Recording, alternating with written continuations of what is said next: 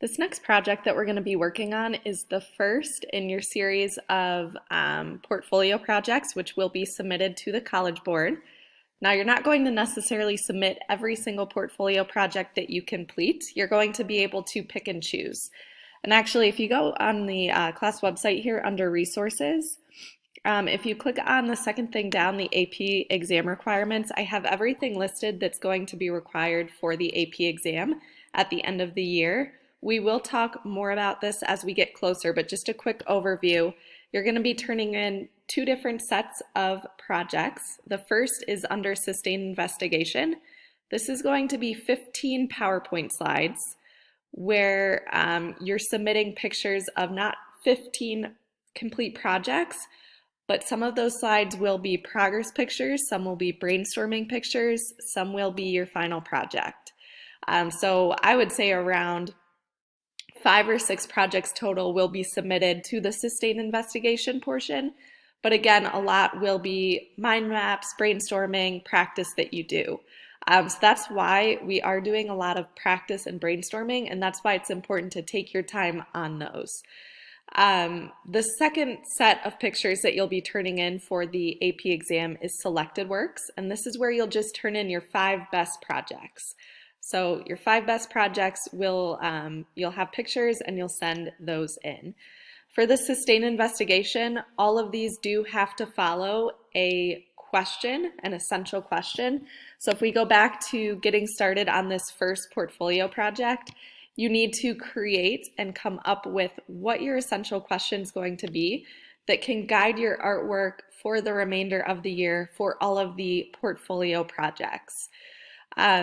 Creating your essential question is going to be something that you'll want to spend a lot of time on and really make sure that you're coming up with a question that you're happy with. This question should be something that you're able to create multiple projects throughout the year for. So you're not going to want to come up with something that you can only think of one project idea for. Kind of think ahead and make sure that you, in your mind, can come up with a lot of different symbols that would work to answer this question and a lot of different directions you can explore with it. And then also think of a question and a topic that you're not going to get bored of. Are you going to get bored drawing the same thing over and over again? Or is it something that you're really interested in that you won't get bored and you'll be able to slightly change up for each project? The list of essential questions that we used on the last project with the themes project is here if you wanted to click on that link and just kind of go through. You could either slightly change one of the questions that's on there if you're really happy with it. You could even use the same question from that themes project. Or you could combine a couple questions, create your own, but go through that list and think of the different styles of questions and what's going to work best for you. This question can slightly change as you go throughout these projects, but you'll want to pick something again that you can stick with.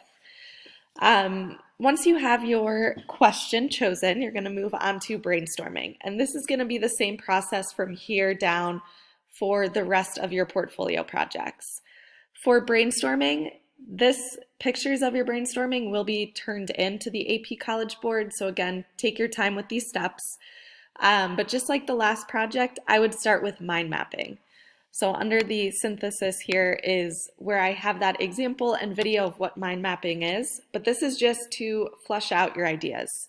So start kind of listing symbols, listing and doing quick sketches, all based around that essential question. So you're coming up with ways to answer the essential question that you chose. I have a link here too for the brainstorming and how I'm going to grade you based off of the brainstorming. The first is coming up with your 4 composition sketches, and then practice, experimentation, synthesis, which again is the mind map, and then a reference picture. So we'll look at all of these, but if you wanted to click on this and go further into detail, just keep in mind that that's there. For the synthesis, again, mind map is the first step. Once you're done with your mind map, you're going to move on to your 4 composition sketches. So this is a way to take your ideas and refine them so that you know that you'll have a good composition. So make sure each of those 4 sketches is slightly different, but they could be based around the same symbols and the same ideas. Just maybe change the placement of your focal point, change some lines to get different leading lines. So they should be similar but slightly different. Each composition sketch, I will be looking for a clear focal point outlined. You should be labeling at least 3 compositional rules and 3 elements of art. So make sure you have some leading line or have some framing around your focal point. What compositional rules will you use in each of those sketches that will create a clear focal point or draw the attention towards that? After you finish your 4 sketches, move on to detail practice. So you're going to choose different parts of your favorite composition that you can go in and practice before starting your final project. So for example, if you're doing a painting and there's going to be a portrait in your painting, maybe take a section of the face, so the eye and nose, and then using whatever paint you're going to use, acrylic or oil, practice painting the eye and the nose. So that way, going into your project, you have things refined and figured out ahead of time. So some different examples again, paint application, you could do some value practice. So fading, maybe it's your first time with oil paint and you're practicing fading from a dark blue to a light blue and creating a smooth gradient or transition. So you're just practicing some different bits and pieces that will go into your final project. So at least 2 little pieces of that project should be practiced. And then the last thing under brainstorming that I'm looking for is a reference picture. Reference pictures are very important. They are great ways to really get some good detail on your projects. Be sure with those reference pictures you're taking them in good lighting. Have a lamp or a window off to the side so you get shadow on part of the face, or taking them outside. And these will most likely be of your focal point. So what's your focal point going to be? And then try to get some good reference pictures to use. The last part is just going ahead and creating your project. This point is where you're going to want to be creative. So think about your composition and how you can really kind of take it a step further. Go back and think about those first couple of projects, how we did multiple projects and merge them into one. So think about maybe creating multiple pieces and how you can merge them together. Think about the techniques we did with the portrait project, whether it's incorporating Photoshop, yarn, wire, text. What can you do to take that project to the next level to really get it to stand out to the judges looking at your AP portfolios? I have linked some of the different techniques, so you can go through those techniques again for inspiration.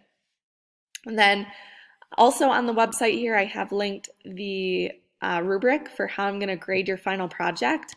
Make sure you go through this, but part of it's going to be good composition, elements of art, having a clear foreground, middle ground, and background, your synthesis or use of your guiding question, so how well are you answering your question, use of materials, so being creative and using yarn or wood as a backdrop, creativity and experimentation, so again, just being creative, coming up with unique ideas, craftsmanship, so making sure that things are nice and neat and clean, not messy or smudged, final photos, taking good quality pictures to upload to your online portfolio.